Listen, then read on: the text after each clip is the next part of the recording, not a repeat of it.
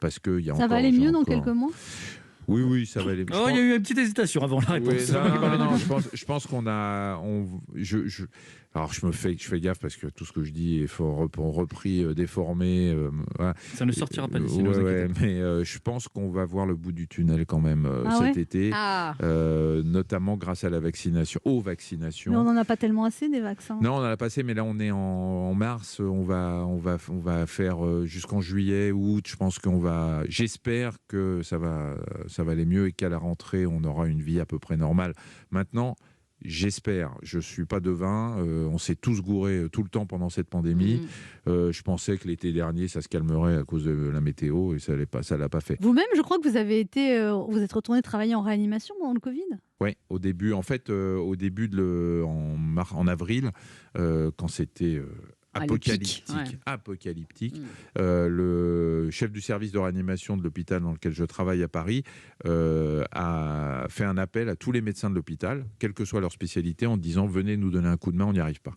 Et donc on a fait une liste de garde et je me suis retrouvé effectivement, je suis allé aider 4 à 5 fois dans le service de réanimation avec mes moyens et comme mes confrères qui ne sont pas réanimateurs, parce que réanimateur ça s'improvise pas. Hein.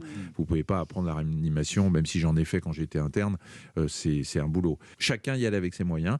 Et moi, j'ai vécu ça comme un film de science-fiction. C'est-à-dire que je n'ai jamais de ma carrière, je n'ai vu ce que j'ai vu en service de réanimation à cette époque, au mois d'avril, au mois de mai de l'an dernier. Jamais je n'ai vu ça.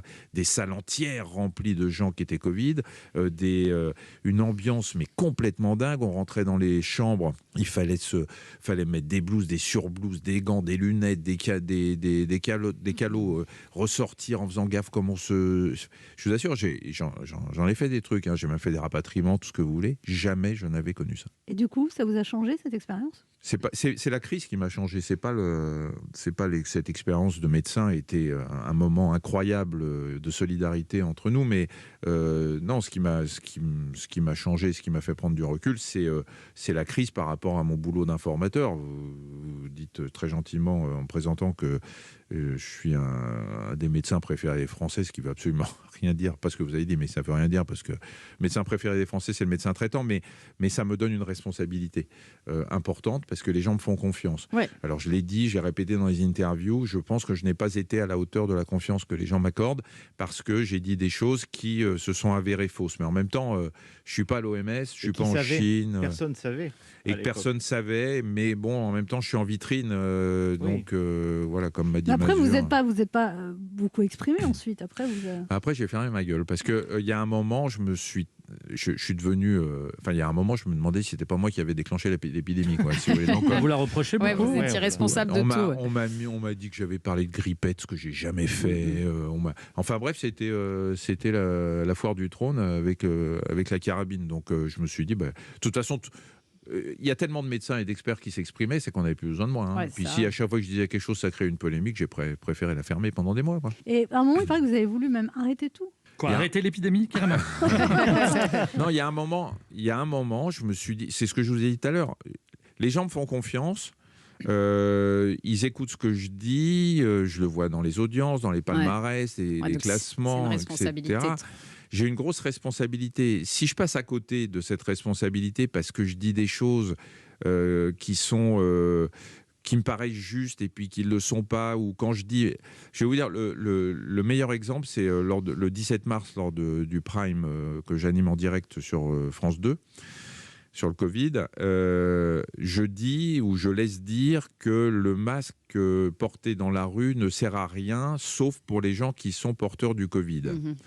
Au moment où je le dis, j'ai mon autre hémisphère qui me dit « Est-ce que tu es sûr de ce que tu dis ?» Et parce que... vous êtes en direct. Et c'est le 17 mars, surtout. C'est le lendemain du confinement. Regardé par des millions de téléspectateurs. Tout le monde est chez soi. Il n'y a pas de masque en France. Il n'y a pas de masque. Il y a des cambriolages dans les hôpitaux. Il y a des camions qui se font braquer parce qu'ils transportent des masques. Donc, qu'est-ce que je dois dire ? Je dois dire ce que ma conscience scientifique me donne envie de dire, c'est-à-dire que je ne comprends pas la logique qui est de dire ne portez pas de masque dans la rue, si vous n'êtes pas touché par le Covid, puisque par définition, et on le voit aujourd'hui, ça vous empêche quand même de le recevoir, le Covid, le coronavirus. Donc je devrais dire ça. Et en même temps, j'ai le ministre de la Santé et puis tous les responsables qui disent ça sert à rien. Qu'est-ce que vous voulez, que je les contre et que je crée une émeute dans la rue en disant les gens vont dire ils ont dit que ça servait, donc il faut absolument se précipiter et le marché noir et tout ce que vous voulez. Et donc, il y a un moment, j'ai dit des choses auxquelles je ne croyais pas vraiment. Notamment autour de ce masque. Et après, je me suis dit, est-ce que tu as rempli ton boulot? Est-ce que tu as rempli le boulot qu'on te demande de remplir? Je me suis posé des questions. Et puis après, à force de m'en prendre plein la gueule, je veux dire, il y a un moment où vous vous dites, ça suffit, quoi. Mais avec un an de recul, alors vous diriez quoi aujourd'hui? Avec un an de recul, je dirais que je ferai les choses autrement, parce qu'à chaque fin de mes interventions, je disais tout ce que je viens de vous dire, je le dis avec les connaissances scientifiques au moment où je vous parle.